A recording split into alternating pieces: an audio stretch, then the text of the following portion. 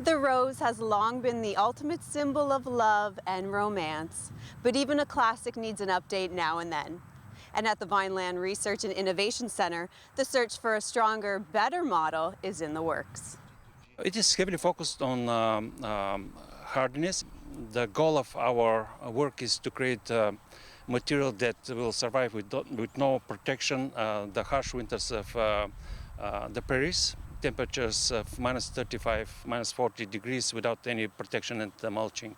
The other very important criteria of selecting plants and promoting them is resistance to diseases, especially black spot disease, and of course all the agronomic traits, color and number of petals. So the ornamental beauty of the plants is very important for us too. And how do you create a new varietal of rose? This is very long work, and it takes normally around 10 years. You choose two parents, which heredity you want to combine. After the cross, the hybrid seeds are being germinated, and the plantlets are evaluated in field for a number of years, selected from huge amount of plants to distill to very few plants that will make the final cut. And after many years of evaluation in several locations across the country, you have a nice plant in your retailer. John, how did you first become involved with the program? We've been growing roses for almost 60 years now in Canada, and almost from the beginning, when the Canadian rose breeding program started with Ag Canada, we got involved because we were interested in the product they were producing, a hardy rose for the Canadian garden. We've worked with them through the years very closely, looking at the stuff that came out of the breeding program, and we've been marketing it and promoting it right from the early varieties, some of the Explorer series, and then it came on with the group. They went to the Artistry series. They may be familiar to a lot of people.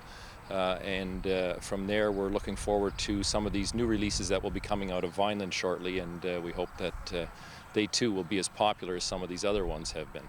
And what do you think makes the rose such a popular plant? There's a lot of focus on breeding these days for color and a big push towards disease resistance. These are all very important things and important to the breeding program here as well.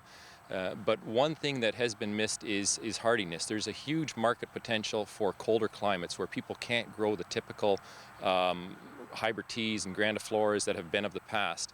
We're looking to change that. We want to see roses that can grow in -30, -40 degree winters with little or no protection and give color to different parts of the world as well. And how do Canadian roses compare on a global scale? There is no other program in the world that is focusing so hardy roses. So this is a niche market which we would like to fill globally. And the goal of the program is to, of course, go to the traditional markets, Canada and the States, but we're looking also at the European markets, especially Scandinavia, Russia, Eastern Europe, which are rapidly growing markets. And we won't have real competition in terms of cold hardness and the resistance. Research for the Canadian Hardy Rose program is ongoing, with hopes that the first successful plant will hit garden center shelves by 2018. In Vineland, reporting for The Source, I'm Katie Jones.